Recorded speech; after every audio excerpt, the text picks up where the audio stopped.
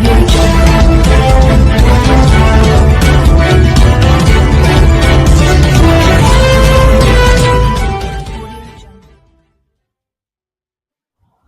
జీవితం మీ జీవితం కోసం పిఠాపురం నియోజకవర్గంలోని అనాథ పిల్లలకు అండగా వేతనం ఒక్కొక్కరికి 5,000 చొప్పున సాయం, మిగిలిన వేతనం వారి బాగోగుల కోసం ఖర్చు.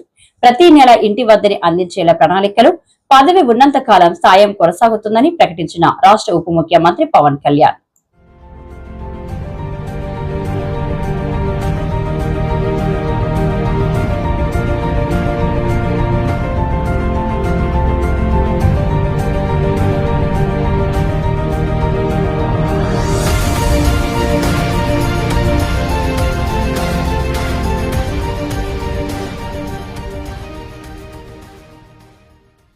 మీ అందరికీ ఒక్క విషయం చెప్దాం అనుకుంటున్నాను.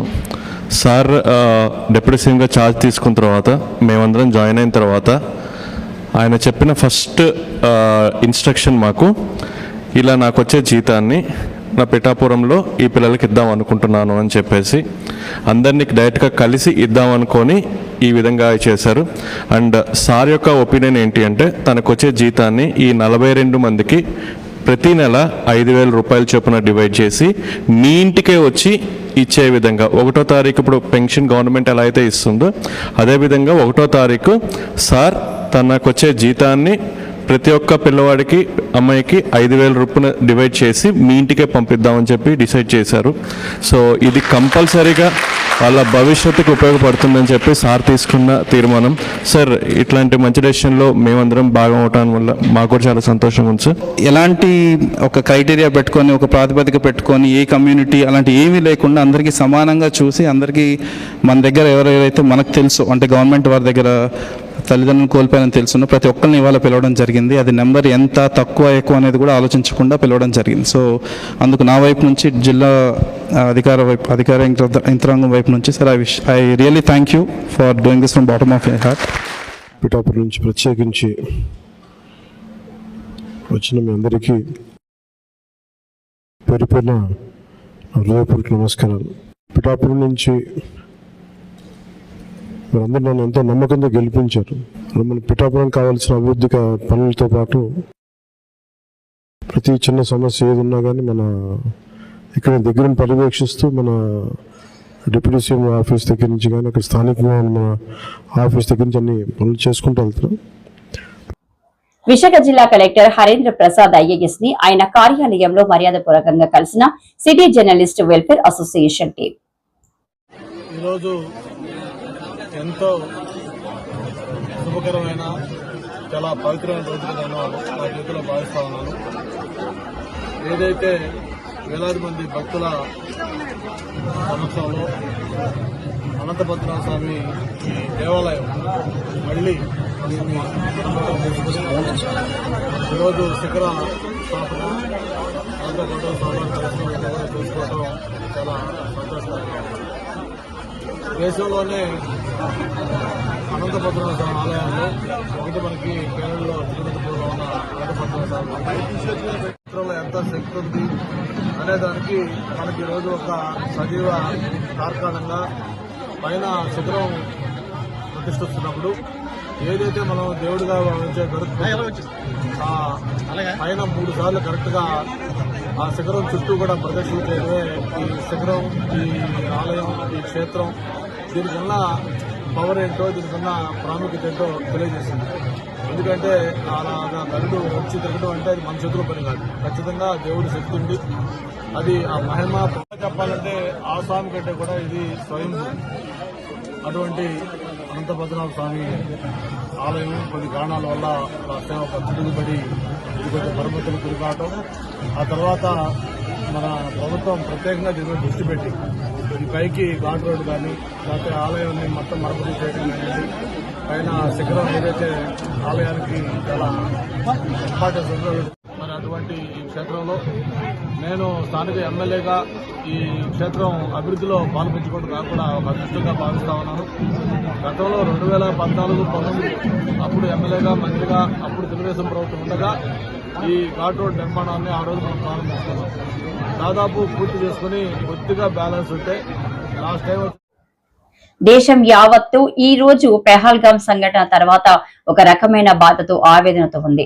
పాకిస్తాన్ తో యుద్ధ వాతావరణం నెలకొంది. దీనిపై రాష్ట్రంలో ప్రజలను సమాయత్తం చేయడానికి ప్రభుత్వ పరంగా చంద్రబాబు ఎలాంటి సమీక్ష కూడా నిర్వహించకపోవడం విడ్డూరంగా ఉంది అని మాజీ మంత్రి శైలజానాథ్ అన్నారు. మీరు ఎక్కడైనా డీజీపీతోనో సిఎస్తోనో ఇంకా సంబంధిత అధికారులతోనో కూర్చొని అసలు మీ యొక్క ఈ రాష్ట్రాన్ని రాష్ట్ర ప్రజల్ని ఏ విధంగా కాపాడుకుంటామన్న ఒక జరిగిందా?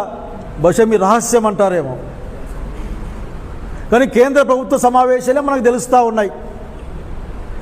కానీ చంద్రబాబు నాయుడు గారు ఈ సమయంలో కూడా వారి ఆలోచన రాజకీయంగా కక్ష తీర్చుకోవడం ఎట్లా? నేను దీన్ని సవినయంగా అడుగుతూ ఉన్నాను. మా గురువులు నాకు నేర్పించిన విద్య, ఏదైతే నీకు బాధ కలుగుతుందో అది ఇతరులకు చేయకపోవడమే, చేయకుండా ఉండడమే అత్యంత గొప్ప ధర్మమని ధర్మశాస్త్రాలు ఘోషిస్తాయని మా అయ్యవారు నాకు చెప్పారు. మేము నేర్చుకున్నాం. పాలకుడు కానీ మీకు తెలిసి ఉండాలి. చెప్పే మాట ఒకటి, చేసే పని ఒకటి. పైకేమో ధర్మ పన్నాలు చెప్తూ ఉంటారు. జరిగే పని ఈ రాష్ట్రంలో రాజకీయ కక్షలు తప్ప ఇంకేం కనపడడం లేదు. రాజకీయ కక్షలు సాధించుకోవడం తప్ప ఇంకోటి కనపడడం లేదు. మా ఉరవకొండలో మా మిరపకాయ రైతుకి, మిర్చి రైతుకి ధర లేదు, నిల్వ ఉంచుకునే పరిస్థితి లేదు. అక్కడ కోల్డ్ స్టోరేజీలు లేవు. వాటి గురించి మాట్లాడాలి మీరు. అట్లాగే యుద్ధ వాతావరణంలో మా హార్టికల్చర్ చేస్తున్న రైతన్నలు అట్లా చీనాకాయలు కానీ అరటికాయలు కానీ ఆ ఢిల్లీ, ఆ ఉత్తరప్రదేశ్ ప్రాంతానికి పంపలేక ఇక్కడే కుళ్ళిపోయే పరిస్థితి, లేకుంటే పీకే ఖర్చులు కూడా రాని పరిస్థితుల్లోకి రైతుంటే వాళ్ళ గురించి ఆలోచించాలి మీరు. మీ యొక్క మాయా వాగ్దానాల్లో ఎలక్షన్లో మీరు చెప్పిన మీ 6 6ల్లో ఏ 6 అమలు ఎప్పుడు చేస్తారో అర్థం కాక, చేస్తారో చేయరు తెలియక అయోమయంలో పడి భవిష్యత్తు గురించి దిగాలు పెట్టుకున్న యువత, మహిళలు, మిగతా అన్ని వర్గాల వాళ్ళని ఆఖరికి మీరు వాళ్ళకి న్యాయం చేయాలా, మాట్లాడి ఇవ్వాలి. మేము నిశ్చయిస్తాం. అంటే ఒక సంవత్సరం ప్రజలకు ఇచ్చిన మాట, ప్రజల డబ్బుల్ని మీరు వాడుకునే ప్రయత్నం. ఇప్పటికే 1,54,000 కోట్లు ప్లస్ మళ్ళీ 9 అంటా ఉన్నారు. 1,54,000 కోట్లు అప్పు తెచ్చారు. ఏం చేశారో మాకైతే అర్థం కాదు, ప్రజలకు కూడా అర్థం కావడంలే. ఇవన్నీ ఏమి చేయకు, కేవలం రాజకీయ కక్షలకి. అసలు ఉందో లేదో తెలియని ఒక లిక్కర్ స్కామ్ కేసు విద్యార్థి ఉద్యమాల్లో చూసేవాళ్ళం. ఆ కేసు రాస్తూ ఆకలి ఇతరులు అని రాసేవాళ్ళు. ఆ ఇతరులు ఎంతమందో ఎవరికి అర్థమయ్యేది కాదు. అసలు మీనా గారు, ప్రిన్సిపల్ సెక్రటరీ మీనా గారు ఈ కంప్లైంట్ ఇచ్చిన తర్వాత మీరు చేసిన ఎఫ్ఐఆర్లో అసలుకి మీరు దోషులు ఎవరు పేరు రాశారా? అన్నోన్ అని రాశారు దాంట్లో. ఆ తర్వాత మీరు సంవత్సర కాలం నుంచి సేకరిస్తూనే ఉన్నారు. మీకు ఎప్పుడు మీ యొక్క పరిపాలన పైన ప్రజలు అటు ఇటు మాట్లాడుతున్నారో అప్పుడు డైవర్షన్ పాలిటిక్స్ మొదలు పెడతారు మీరు. మంచి ఉదాహరణ నిన్న ఈరోజు సజ్జల రామకృష్ణారెడ్డి గారిని సేడి వాళ్ళు మాట్లాడడం. పార్టీ ఆఫీస్ పైన కూటమి ప్రభుత్వం పథకం ప్రకారం వ్యవస్థీకృత టెర్రరిజాన్ని క్రియేట్ చేస్తుందని, మహిళల పట్ల పోలీసులు రౌడీల్లా వ్యవహరిస్తున్నారని సజ్జల రామకృష్ణారెడ్డి మండిపడ్డారు. కాలం ఎప్పుడు ఇలాగే ఉండదని, రేపు మేము అధికారంలోకి వచ్చినా ఇలాగే మొదలు పెడితే ఎలా ఉంటుందంటూ చంద్రబాబు సర్కార్కు వార్నింగ్ ఇచ్చారు. ఉండాలి, ఉంటేనే రెండో రియాక్షన్ ఎవరన్నా, అందులో జగన్మోహన్ రెడ్డి గారు లాంటి ప్రజానాయకులు, ప్రజల్లో బలమైన పట్టు అభిమానం ఉన్న నాయకులు, అభిమానులు చాలామంది ఉంటారు. వాళ్ళు పార్టీ కార్యకర్తలే కాదు, అన్ని రకాలుగా ఉంటారు. అలాంటి పరిణామాలు ఏం జరగకూడదు అనుకుంటే మాట్లాడేటప్పుడు సంయమనం ఉండాలి. అది ఇటువైనా అటైనా ఎవరికైనా సరే పబ్లిక్ లైఫ్లో ఉండదు. అటు రెండు కరెక్ట్ కాదని చెప్తాం. ఇప్పుడు కూడా అదే చెప్పాను. కానీ దీనికి సంబంధించినంతవరకు నేను లేని ఆ రోజు అని చెప్పినా కూడా ఈరోజు మళ్ళీ అడిగారు. తెలిసిన విషయాలు ఏమన్నా చెప్పమన్నారు. తెలియనివే మొత్తం మీరు అడుగుతున్నవేవి నాకు తెలియదని చెప్పాను. మళ్ళీ పిలిస్తే మళ్ళీ వస్తామని చెప్పాను. ఇది కేసుకు సంబంధించి ఈరోజు జరిగింది. ఇది కాక ఎలాగో సందర్భం వచ్చింది కాబట్టి ఇక్కడికి వచ్చాం. మీరంతా మీడియా మిత్రులు ఉన్నారు కాబట్టి ఈ సంవత్సరంగా మీరు చూస్తుంటే అది రోజు రోజుకు పెరిగిపోతుంది. ఈ సోకాళ్ళ రెడ్ బుక్ పాలన అనేది.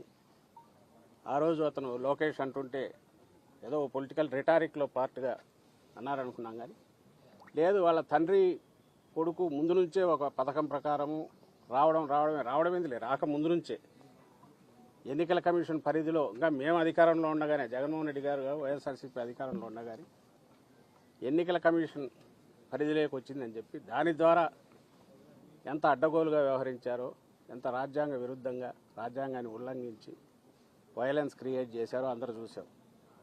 ఇంకా ఆ తర్వాత ఏకంగా పరిపాలనలోకి వచ్చినాక ఇంకో ఒక పథకం ప్రకారం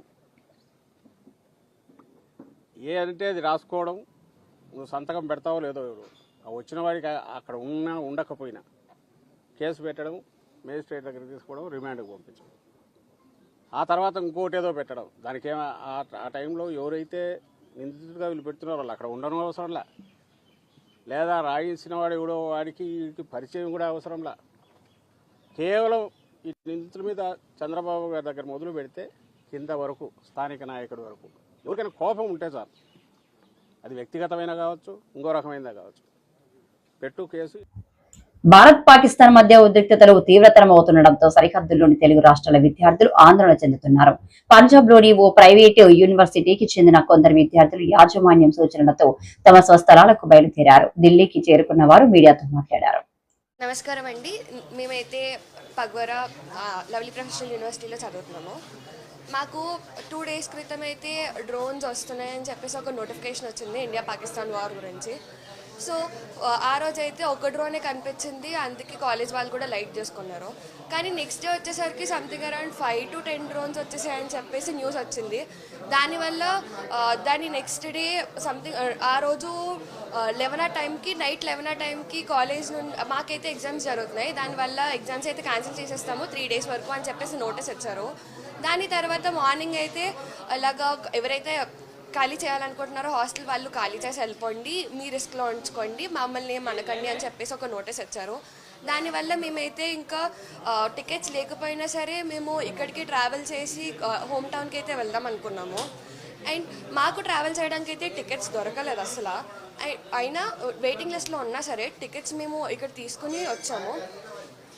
వెయిటింగ్ లిస్ట్లో ఉన్న టికెట్స్ కూడా ఇప్పుడు కన్ఫర్మ్ అవుతాయో లేదా అనేది గ్యారంటీ లేదు. మాకైతే 8కి ఒక ట్రైన్ ఉంది ఏపీ ఎక్స్ప్రెస్ అని, దానికి కన్ఫర్మ్ అయితే మాత్రం దానికి వెళ్తాము. ఫ్లైట్ టికెట్స్ అవన్నీ వచ్చేసరికి చాలా రేట్స్ ఎక్కువ ఉన్నాయి. దానివల్ల మాకు ఎక్కడ ఏం చేయాలో, ఏది సేఫ్ ఏరియా కాదో అని తెలియక మేమైతే ఆంధ్రభవన్కి వచ్చాము నిన్న నైట్. అండ్ ఇక్కడ కూడా చాలా చాలా బాగుంది.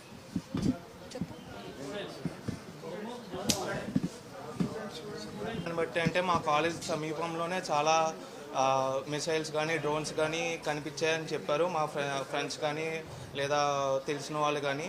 మేము అందుకునే కంగారు పడి వెంటనే మేము ఢిల్లీ బయలుదేరి వచ్చేసాము. ఇక్కడ నుండి మన హోమ్ టౌన్కి వెళ్ళిపోదామని చెప్పి మేమైతే నిన్న ట్రైన్స్ టికెట్స్ లేకపోయినా సరే జనరల్లో నుంచి మరీ వచ్చాము. వెయిటింగ్ లిస్ట్లో ఉన్నాయి ఇంకా టికెట్స్. ఈవినింగ్ మాకు ట్రైన్ ఉంది, దానికి కూడా వెయిటింగ్ లిస్ట్లో ఉన్నాయి టికెట్స్.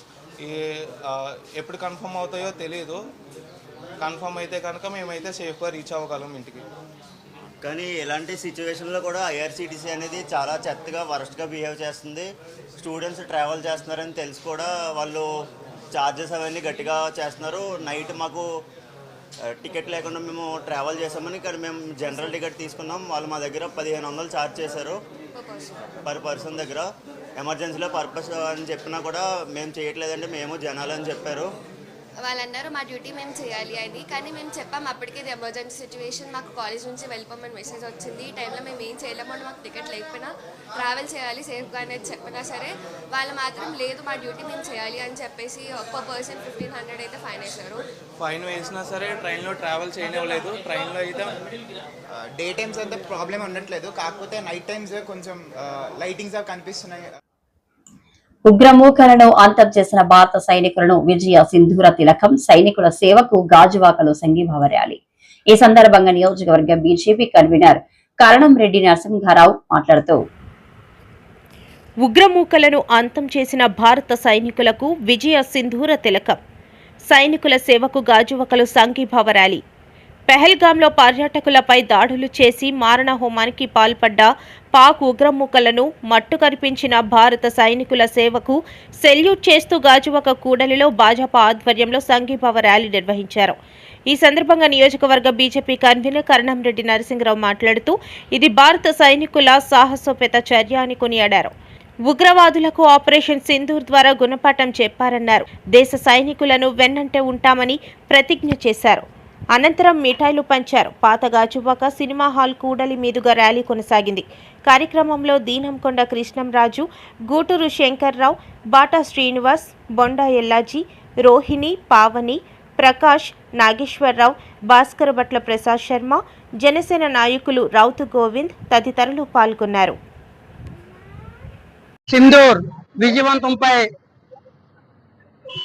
మన భారత సైన్యానికి ప్రధానమంత్రి శ్రీ నరేంద్ర మోదీ గారికి సంఘీభావం తెలియజేస్తూ ధన్యవాదాలు తెలియజేస్తూ ఈరోజు పాతగాజువాక కూడల్లో భారత పౌరులందరూ కలిసి పార్టీలకు, ప్రాంతాలకు, కులమతాలకు అతీతంగా జాతీయ జెండాను పట్టుకొని సంఘీభావ విజయోత్సవ ర్యాలీ ప్రారంభించడం జరిగింది.